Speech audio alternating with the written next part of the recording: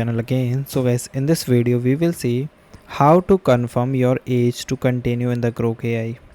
So guys, if you want to confirm your age to Grok AI, so guys, it is very easy. For this guys, first of all you simply click on your account. So guys, here you see this is my account section. So once you click, after that guys, go to the option of settings. You just go to the option of settings.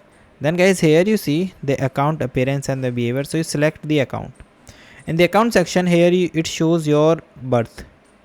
Okay, and if you want to change your birth, so simply click the option of change. And guys, okay, change language. Okay, it asks to birth.